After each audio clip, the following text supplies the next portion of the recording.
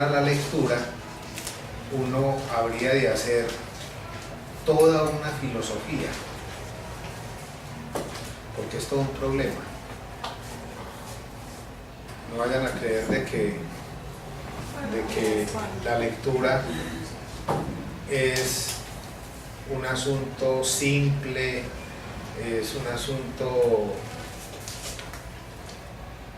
nimio, insignificante. No, hay muchos problemas con relación a la lectura, con relación al sujeto que lee, con relación al texto, porque es que miren que hay varias cosas ahí. Está el sujeto lector, está el objeto de la lectura, o sea, el texto o los textos, y está el trabajo que ese sujeto lector ha de realizar, porque es un trabajo que tiene que ver con el esfuerzo del pensamiento, el esfuerzo en términos de interpretación, en términos de labor hermenéutica, porque la verdad es que los textos no se revelan por sí mismos. Los textos tienen, como la relación con las personas, tienen aspectos explícitos y aspectos implícitos, ¿sí? Es como conocer a una persona. Uno no conoce a las personas mirándoles la cara o viendo a las personas desnudas. No, eso es conocer a las personas en términos superficiales o fenomenológicos. Conocer a una persona implica estar en contacto con sus ideas, con sus pensamientos, con sus ocurrencias, con sus fantasías. Eso sí es conocer a una persona desde la vida psíquica y sobre todo desde la vida psíquica inconsciente. Y yo pienso que el símil es válido para pensar el asunto de la lectura, porque es que la relación de un sujeto con un texto es muy parecida a una relación de amor. Aquí está el sujeto y aquí está el texto, ¿sí? Y si ustedes lo piensan en términos de relación objetal, se dan cuenta de que en una relación de objeto o en una relación amorosa, aquí está el sujeto y aquí está el objeto de amor y de deseo, ¿sí? En psicoanálisis hablamos de objeto de amor-odio. Ese es un objeto, porque no siempre el objeto del amor y el odio coincide con el objeto del deseo sexual. No siempre. Es más, de hecho, el ser humano, y eso es una cosa que uno advierte en un análisis, el ser humano está más o menos disociado ahí.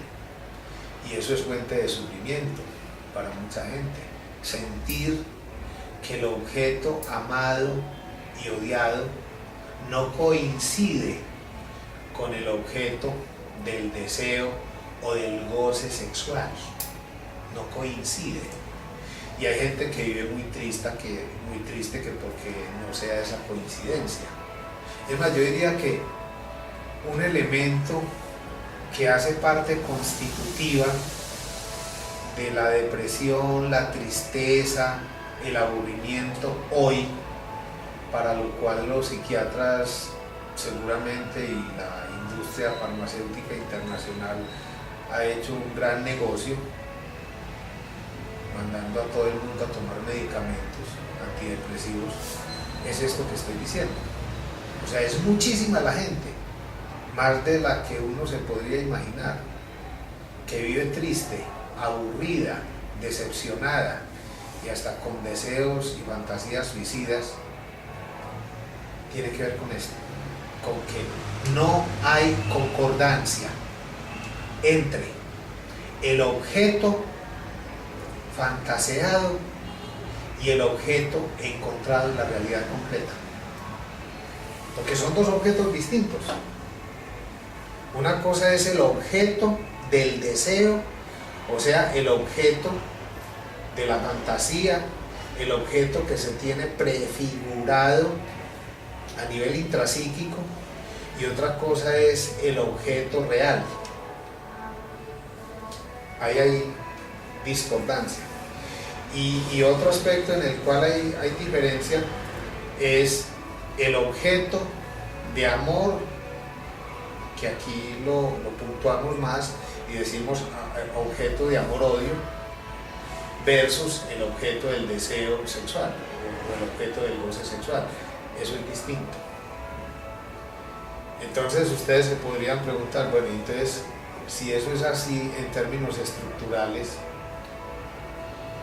¿cómo va ahí el ser humano? ¿El ser humano qué tiene que hacer para resolver ese dilema, ese conflicto? Porque si estamos hablando de un conflicto estructural de lo humano, que no depende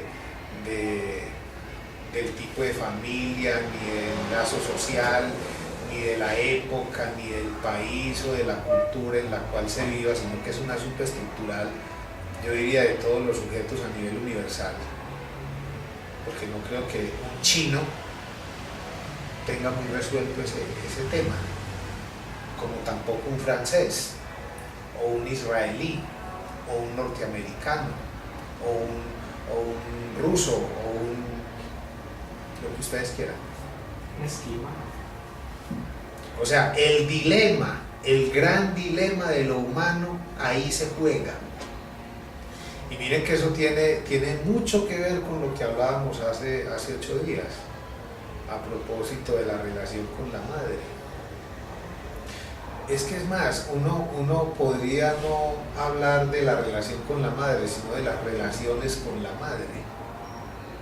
Porque es que una cosa es la relación simbólica con la madre, otra cosa es la relación imaginaria con la madre, y otra cosa es el asunto de lo real con la madre. O sea, yo creo que la mayoría de los seres humanos nos movemos entre lo simbólico y lo imaginario,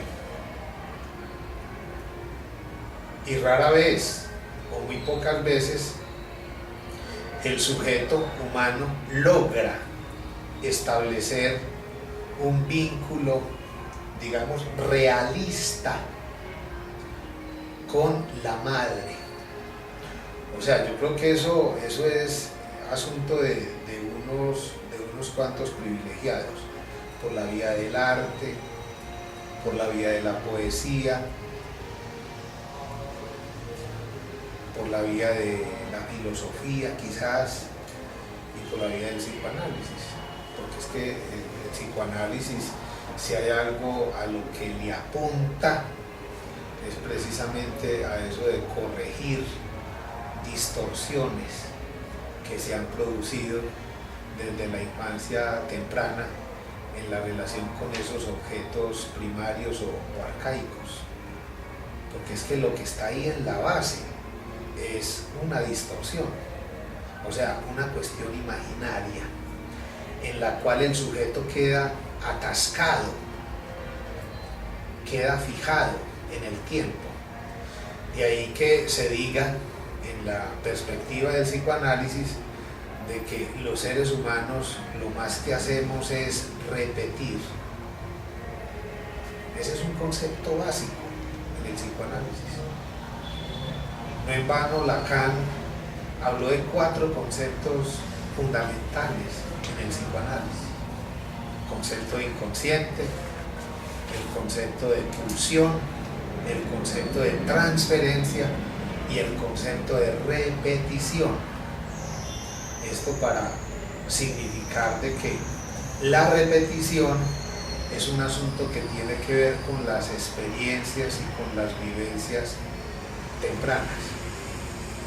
Y esas vivencias y experiencias tempranas pues tienen que ver con la estructura familiar.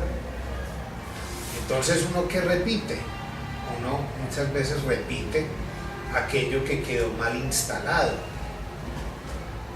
porque si en los inicios se dio una distorsión, se dio un asunto ahí imaginario, y el sujeto se queda con esa versión, pues quiere decir de que va a estar equivocada la persona durante 30, 40 o 50 años. Hay gente que se muere sin haber tocado o sin haber bordeado al menos esa tierra prometida, más o menos como le pasó a Moisés, que dice la Biblia que el pueblo de Israel se demoró 40 años para llegar a la tierra prometida, y a la larga Moisés ni logró llegar, se quedó en el camino, ¿sí? Aquí estoy utilizando eso de la tierra prometida como metáfora para pensar, por ejemplo, el objeto del deseo, ¿sí? Y lo que tiene que ver con lo esencial en el Edipo. Un poco como le pasó a Edipo. Edipo al final de sus días, y cuando se da cuenta de que está casado con su propia madre y que con su propia madre ha tenido 4 hijos, y que para poder acceder a esa conquista tuvo que liquidar a su propio padre, a él lo invade la angustia y la culpa, una culpa que lo lleva a atentar contra sí mismo, a sacarse los ojos.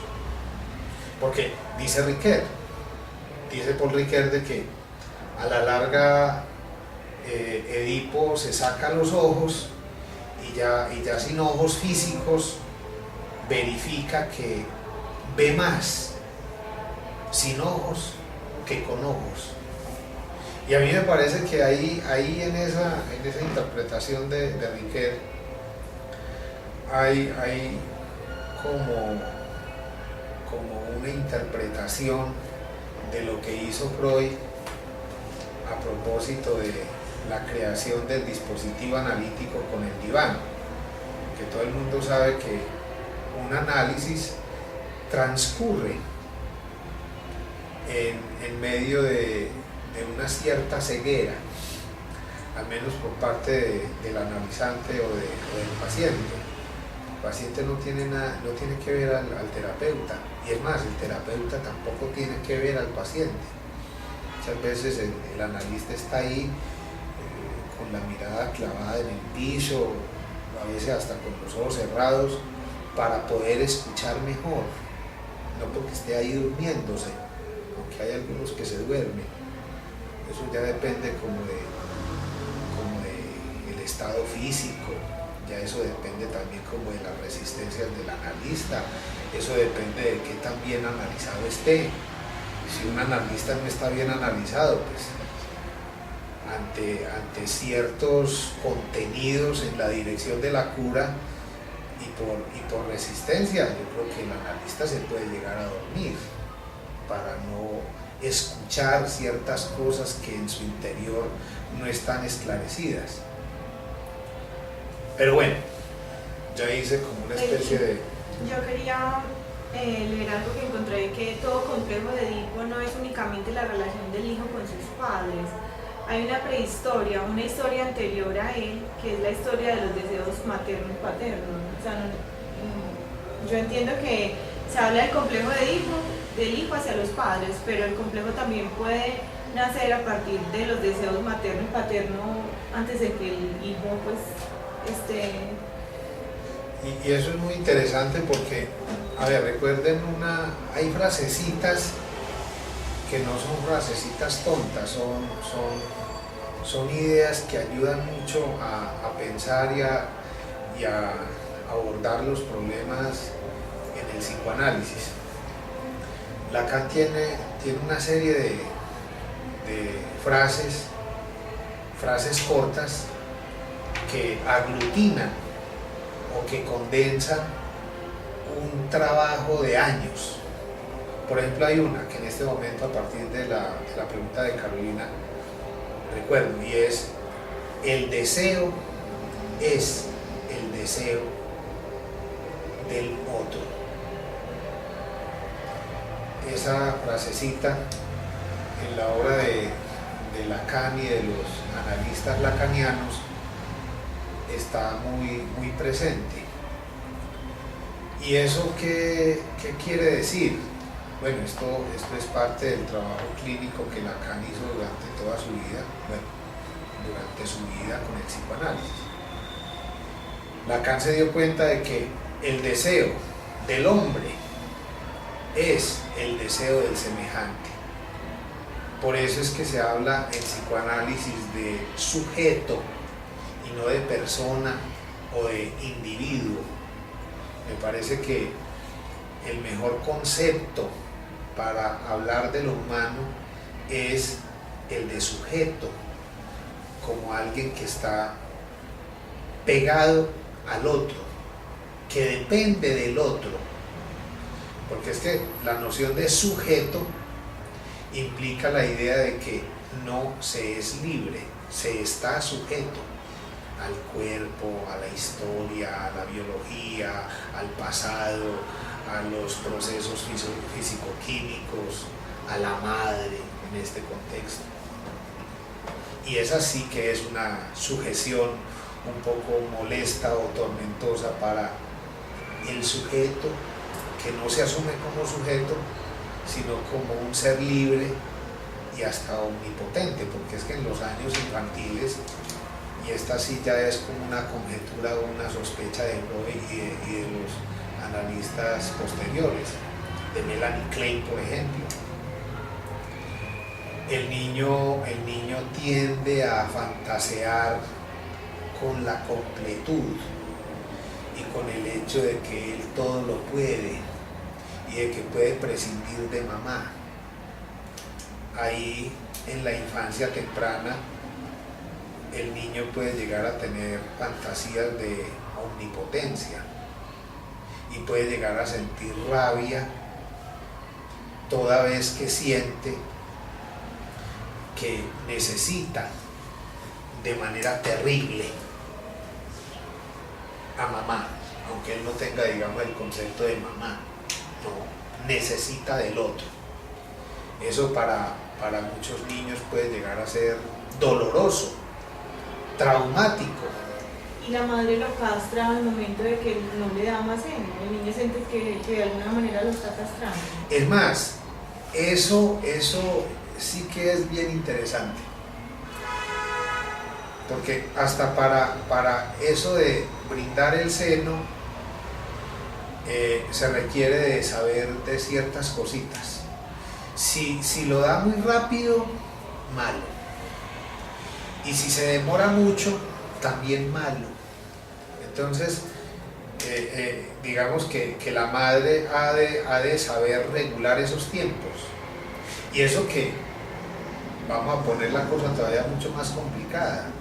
Es probable que una madre más o menos obsesiva, perfeccionista y con un saber más o menos de estas cosas podría llegar a tener una práctica como mamá en donde ella termina sintiendo de que ha hecho las cosas de muy buena manera, o sea, regulando los tiempos. Y sin embargo eso puede que ni sirva, porque el hijo luego le va a reclamar tal o cual cosa, o si no lo hace directamente con ella, cualquier día va a análisis y se va a quejar de eso. Y con eso lo que quiero decir es que no hay una formulita para saber hacer y no equivocarse, no existe. Y mira que esto tiene que ver con lo que hablábamos ahorita a propósito de la lectura. Uno para casi todo tiene un ritual, uno para casi todo tiene una idea prefabricada y una idea esperanzada de que eso va a salir avante, de que uno ahí no se va a equivocar. O sea, uno permanentemente está haciendo cosas y está tratando de tomar medidas dizque para no equivocarse, para que las cosas le salgan bien. Y resulta de que al ser humano muchísimas cosas no le salen bien, porque si hay algo que es propio de lo humano es precisamente la falla, la inconsistencia, el error, la falta. Entonces El ser humano, más que vivir preocupado por tener acciones eficaces, carentes de errores, de fallas, de inconsistencias, me parece a mí que el acto más sabio es el de comenzar a trabajar por asumirse como un ser en falta y por asumir a los otros como seres que no son perfectos. Pero vuelvo al asunto del deseo de los padres, que muchas veces es un problema muy grande. Ustedes se podrían imaginar lo doloroso, lo tortuoso que puede llegar a ser para un niño el nacer de unos padres que están sobrecargados de expectativas con respecto a lo que ese hijo va a ser. Eso, o sea, hay hijos que ante esa exigencia de las expectativas de los padres se llegan a angustiar tanto que incluso hasta terminan en situaciones totalmente contrarias y opuestas al deseo de los padres. Por ejemplo, cuando los padres tienen un ideal del yo muy elevado, y entonces desde mucho antes de que los hijos nazcan, ellos se montan en la película de que quieren que sus hijos sean profesionales, que sean casi que sabios, que vayan a la universidad, que sean médicos o que sean tal cosa o tal otra, cuando por ejemplo eso no es parte de la tradición familiar. O sea, esos niños nacen y nacen ya encartados, porque ya ellos tienen que dejar de ser por cumplir con los ideales del otro. Muchas veces pasa todo lo contrario. Los niños desde muy temprano se dan cuenta de esos ideales tan elevados por parte de los padres y comienzan a moverse de un lado para otro sin encontrar cómo satisfacer esas expectativas de los padres y sin darse cuenta terminan incursionando, por ejemplo, en los asuntos más escabrosos para los padres, pues, como las drogas, ciertos grados de delincuencia, o sea, como si efectivamente se lograran dar cuenta de que los padres los están agrediendo con eso de imponerles unos elevados ideales, y entonces los niños responden a eso con agresividad también, como diciéndoles a los padres o como llamándoles la atención de que eso les está haciendo daño y que es mejor que aterricen, que se den cuenta de que ellos no están ahí para satisfacer o para colmar los pendientes que ellos puedan tener. Esto es una cosa tremenda. Muchas veces el que tiene muchos pendientes en lo personal cree que los hijos lo van a salvar de esos pendientes. Usualmente los padres que no tuvieron la oportunidad de ir a la universidad o de lograr tal cosa o tal otra, sin darse cuenta terminan endosándole esos problemas a los hijos. Y hay que ver cómo los hijos captan eso. Unos se pueden poner en la tarea de tratar de realizar los deseos o los ideales de los padres, pero no siempre pasa eso. Muchas veces el hijo logra darse cuenta de que eso es muy importante para mamá, pero no para él. Entonces coge por un camino totalmente distinto y la mamá lo único que hace es sufrir e interpretar que es que sus hijos no la quieren porque no tuvieron en cuenta su deseo. Hay mamás que se quejan en consulta, hay mamás que dicen que es que los hijos no las quieren porque nunca tuvieron en cuenta sus deseos. Es que yo quería que mi hijo fuera, y miren lo que está.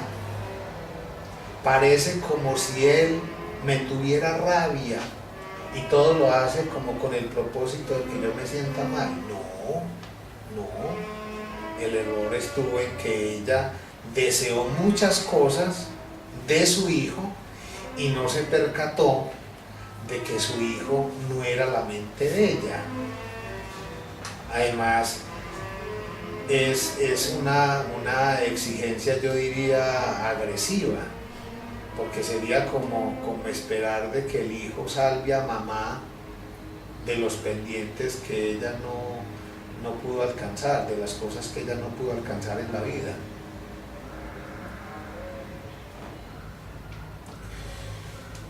No sé si con esto más o menos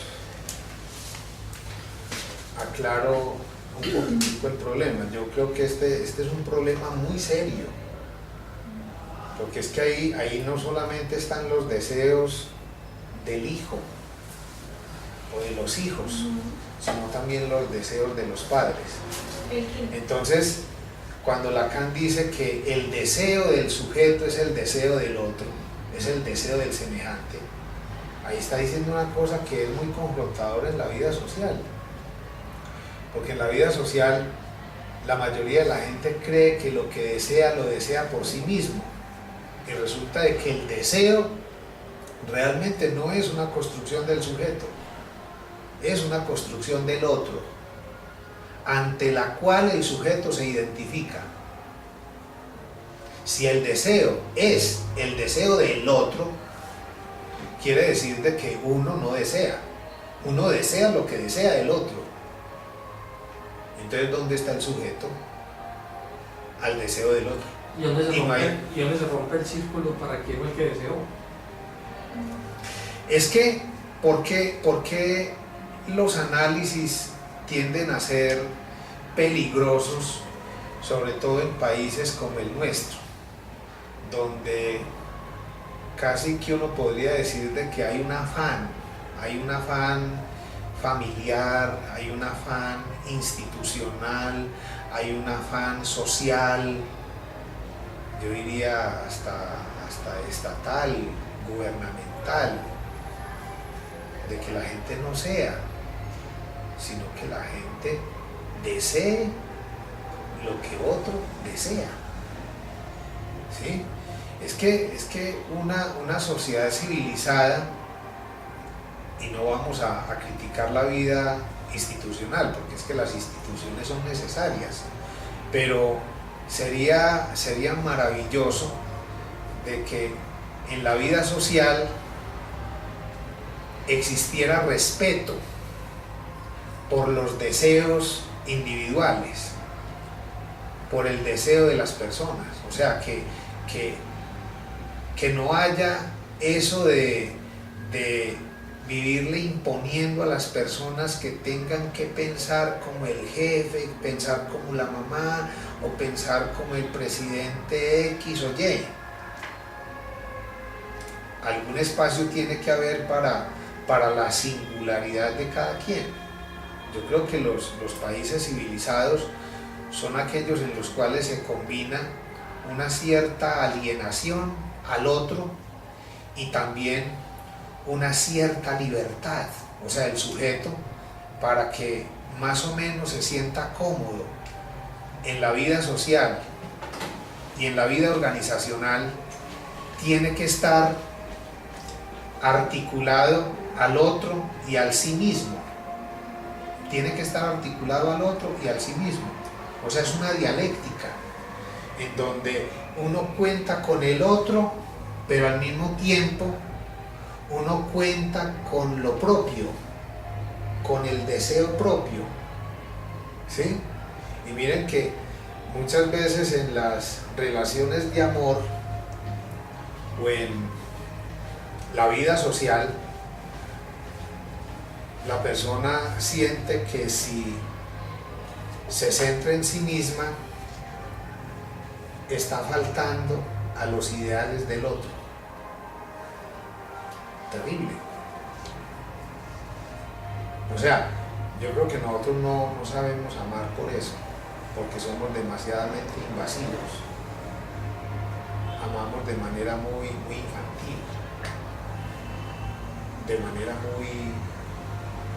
muy hegemónica, o sea, le exigimos al otro que se borre. y eso no pasa solamente en el campo del amor, eso también pasa, por ejemplo, en la vida institucional. Hay jefes que se enojan cuando advierten de que sus empleados tienen tal o cual gusto o inclinación.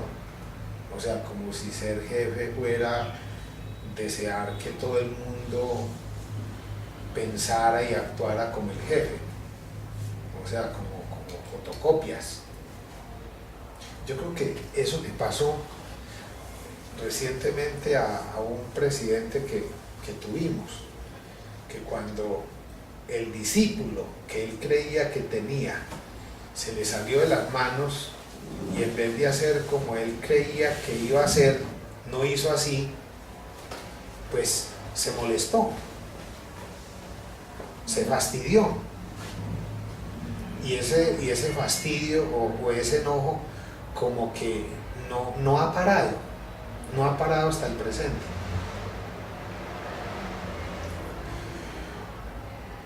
¿Te vas a preguntar algo? No, ahí voy en el tema, pues esa reflexión que haces de la situación del otro, pues realmente existimos porque el otro existe, ¿cierto? Al fin y al cabo el otro es el que nos nombra. Pero me sigue ocupando mucho dónde nace el deseo. Si el deseo está en el otro, pero el otro es el reflejo de otro, entonces ahí me quedo en que en alguna parte debe salir el deseo. O sea que podríamos hablar de un deseo colectivo, un deseo construido en arquetipos, pues retomando a Jung. Y con un ejemplo pues así simpático es, si yo deseo a Carolina, entonces es realmente mi deseo o es el deseo de Carolina. Pues como la confusión, lo que mis neuronas están ahí buscando definir. Por decir, perdón, y aquí también hablando, quiero aportar algo más del deseo. Ese deseo inicia desde la infancia, que sobre todo con las niñas que deseamos, pues empezamos a notar que no tenemos el órgano pues masculino, entonces desde ahí comienza como el deseo también de la mujer. Es una especie bueno, como de deseo también, que inicia desde la infancia. A ver, lo que pasa es que el deseo, para que sea deseo, tiene que estar atravesado por la falta. O sea, es que eso que se conoce con el nombre de deseo es porque, mejor dicho, lo que sostiene al deseo es la falta. Tanto pues como acá yo estaba leyendo que todo niño, sea hombre o mujer, admite un único órgano sexual, el masculino. Entonces yo pues miro desde las niñas que el deseo pues es como la falta del falo y el deseo del niño es el deseo hacia la madre, que no la puede tener. Pues en nosotros las niñas es el deseo a la falta del falo, y en los hombres es el deseo a la falta de la madre, que no la puede tener. Bueno, pero eso en términos de un Edipo, digamos, positivo, que es como lo que más se ha logrado difundir. Pero hay que considerar también el inverso, o sea, el Edipo negativo, porque el asunto es mucho más complejo. O sea, yo diría que, y no lo digo yo, eso lo dice Freud, eso está en Freud, y en Lacan y en los psicoanalistas. El asunto es mucho más complejo, porque el niño desea no solamente al padre, no solamente a la madre, sino también al padre. O sea, es un deseo doble. El deseo se juega en relación con el padre y la madre, ¿sí? Eso tiene que ver también con la teoría de la bisexualidad. O sea, mejor dicho, todo niño, en términos psíquicos, es niño y niña. O para decirlo en los términos que Freud lo diría, todo niño es femenino y masculino. Y desde su feminidad tiene unos deseos y unas fantasías. y desde su masculinidad tiene también unos deseos y unas fantasías. Entonces eso complica más la cosa. Por eso es que hay niñas que se angustian mucho cuando después de pasar a la pubertad y a la adolescencia, y al compararse con otras niñas, con otras mujercitas, y al ver que, por ejemplo, en ella no comienzan a florecer ciertos rasgos propios de la supuesta feminidad que ella habría de tener como las otras, se comienza a angustiar y comienza a llegar a tener hasta temores de si ella realmente es niña o niño. Ese es el gran dilema, por ejemplo, en la histeria, en donde la niña, o más bien la adolescente, puede llegar a tener serias dudas en relación con su identidad sexual. Y eso pasa mucho con las niñas a la hora de que siempre se comunican si ya tienen el periodo, si ya les están menstruando, porque es como una espera de esa primera menstruación y se llena como si ese acontecimiento la hiciera niña o la hiciera mujer. Pero todos sabemos que ese es un asunto que tiene que ver con el funcionamiento, digamos, orgánico, es un asunto biológico, pero el asunto es mucho más complejo desde el punto de vista psíquico, porque una mujer puede menstruar y vivenciar cada vez que tiene el periodo menstrual de que es una cosa vergonzosa, de que es una cosa que rechaza, porque hay en conflicto dos partes que ella no ha puesto como a dialogar. O sea, hay como una disociación interna en esa misma mujer, ¿sí? Esa mujer está disociada internamente, hay un conflicto interior en donde hay partes masculinas y partes femeninas que se rechazan dentro de la misma persona. Entonces una mujer perfectamente puede llegar a tener cada mes el periodo menstrual y sin embargo ella vivir esperando otra cosa. O sea, planteemos la hipótesis, una mujer que siempre se deprime como consecuencia del periodo menstrual y que en el fondo ella nunca se pensó o se representó como mujer sino como hombre. Ustedes se imaginan cómo va a coger el periodo menstrual, con desgano, con rabia, como si se tratara de algo extraño que no tiene que ver con ese ser masculino. En ese sentido, a nivel intrapsíquico puede haber un tremendo conflicto y de hecho ese conflicto se da en toda persona, más o menos de manera consciente, ¿sí? Para esto se necesita de una cierta sensibilidad interior. Para muchas personas eso se reprime, pero reprimir las cosas, o sea, olvidarlas no es garantía de nada. La persona reprime la cosa y simplemente cada vez se siente triste, aburrida y no sabe cómo explicar eso. Muchas veces la persona echa mano de una racionalización y dice que es que está aburrida porque es que es un asunto biológico. Y de hecho, ante el periodo menstrual hay toda una cantidad de teorías del lado de la biología, del lado de la medicina, en donde ya la gente se acostumbró como a explicarlo todo desde el paradigma médico, desde el paradigma biológico, como si lo cíclico no tuviera nada que ver ahí.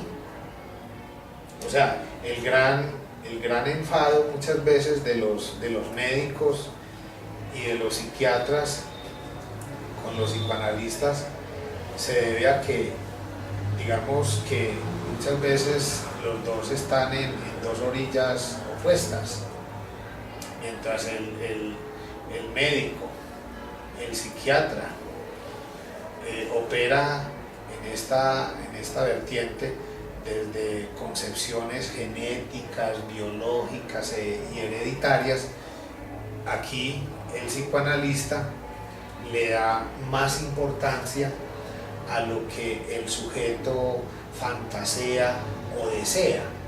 Entonces mire que son dos cosas totalmente opuestas. Mientras este está parado en el paradigma biológico, genético, hereditario, este otro está parado, digamos, en una hipótesis psíquica, simbólica. Mientras este le apunta a lo material, a lo real material del cuerpo, no, es que es un asunto biológico, es que todas las mujeres nos ponemos así, y eso es falso. No todas las mujeres se ponen así. Una mujer psicoanalizada, les aseguro, que asume una posición distinta frente al periodo menstrual. En cambio, una bien enredada en esas cosas de la biología, de la herencia, etcétera, etcétera, más los imaginarios que se han tejido en una comunidad, en una determinada sociedad, esa mujer va a estar propensa a vivir triste y aburrida y a vivenciar lo que tiene que ver con el periodo menstrual como si se tratara de un gran castigo. Claro, muchas veces el castigo es asociado a la madre, ¿sí?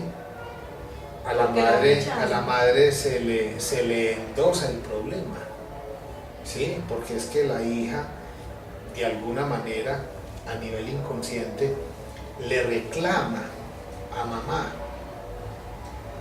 el hecho de haberla mandado al mundo sin esa cosita de hacer pipí, como decía Juanito, el caso que Freud redactó, que Freud escribió, porque realmente Freud no atendió al niño, lo atendió fue un paciente de Freud, el caso Juanito, que vale la pena que se lean. ¿Sí? Pero la niña también, o sea, rechaza a la mamá porque la trajo al mundo sin el palito, pero también empieza a rechazar a la mamá porque se da cuenta que la mamá tampoco tiene el palito, entonces se acerca más al padre, porque dice, el padre sí tiene palo, mi madre no, entonces la niña empieza a rechazarla por ambas partes, o sea, porque exacto, no porque la mamá tampoco lo en esa idea se apoya Freud para pensar y para lanzar la hipótesis de que muy probablemente por eso entre las mujeres tiende a haber una gran rivalidad. Claro, si cada mujer se siente poco agraciada porque no tiene la cosita de hacer pipí, entonces ella se siente carente.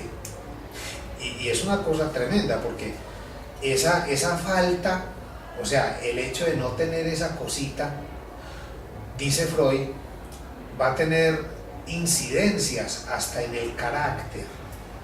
O sea, es un asunto que llega a ser tan importante que incluso muchas mujeres como que extrapolan esa carencia al ámbito profesional, al campo de lo psíquico y a muchas otras áreas, en donde es como si el clítoris, o sea, una especie de órgano sexual masculino reducido en tamaño, eso se trasladara a infinidad de ámbitos, ¿sí? Por ejemplo, al ámbito discursivo, al ámbito creativo, al ámbito de las ideas, de la producción de ideas. Es que es más, existe una hipótesis, una sospecha que se deriva de todo esto, y es la de que muy probablemente muchas mujeres, al haber quedado fijadas en ese periodo de la infancia en donde la mayoría se ponen a observar su cuerpo y a compararlo con el cuerpo de los niños, sobre todo esa parte anatómica que es el clítoris, lo comparan con el órgano sexual de los niños y de los adultos, porque los niños son muy observadores y casi que buena parte de la infancia transcurre en un vivir observando los órganos genitales. Entonces, cuando un niño ve el órgano sexual masculino, por ejemplo, del padre o de un hermano o alguien, puede llegar a quedar impresionado cuando compara ese órgano con el órgano propio, y si es niña, pues queda totalmente devastada. Y entonces ahí se tejen las fantasías más variopintas que uno se puede imaginar, ¿sí? Y eso, dice Freud, va a tener repercusión en el carácter y en muchas de las elecciones que esa persona haga. Esto tiene que ver con las elecciones amorosas, esto tiene que ver con la elección de profesión, la elección de trabajo. O sea, hay gente que va por la vida casi que con una actitud de mendicidad y sin saber por qué. Yo diría que eso tiene mucho que ver con la infancia temprana y con el tipo de elección que allá se dio. Porque hay gente que... Es que el psicoanálisis es muy interesante porque el psicoanálisis de alguna manera es como la invitación a la resignificación de esa historia.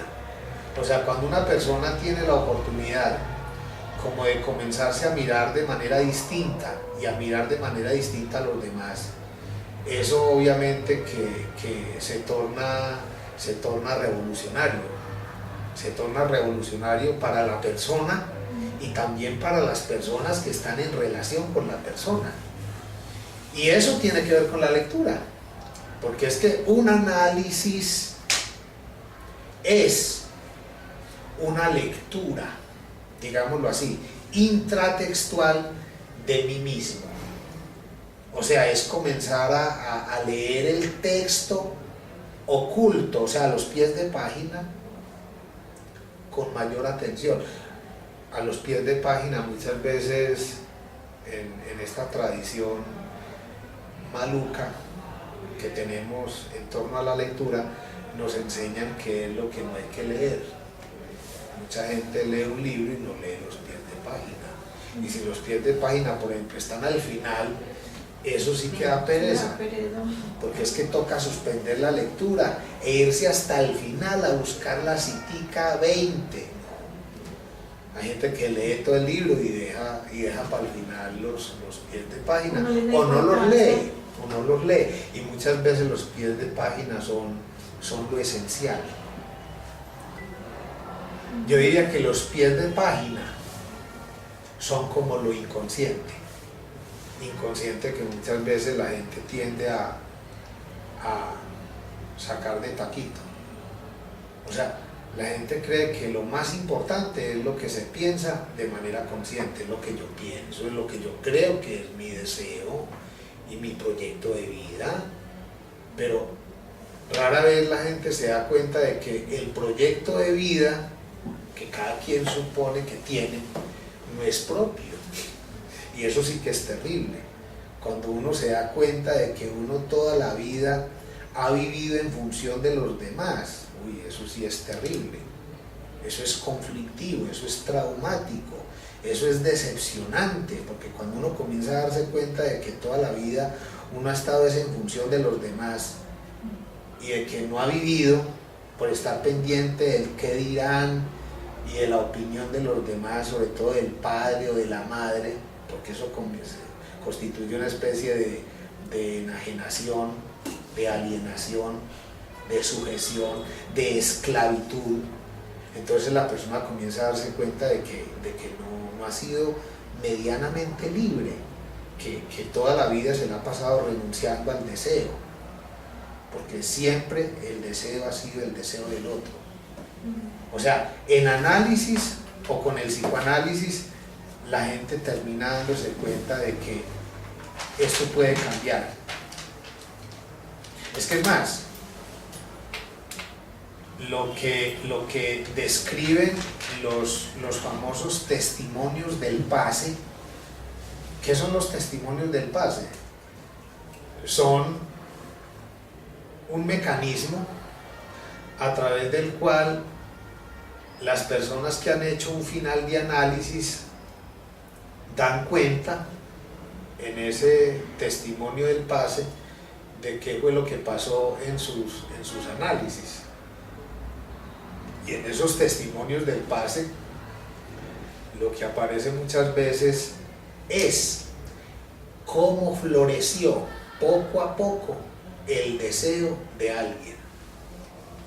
Por eso se dice que al final de un análisis hay, o se espera que haya, un sujeto deseante. Y un sujeto deseante quiere decir alguien que ya no le apuesta tanto a los ideales de los demás, sino a los deseos y a los ideales propios.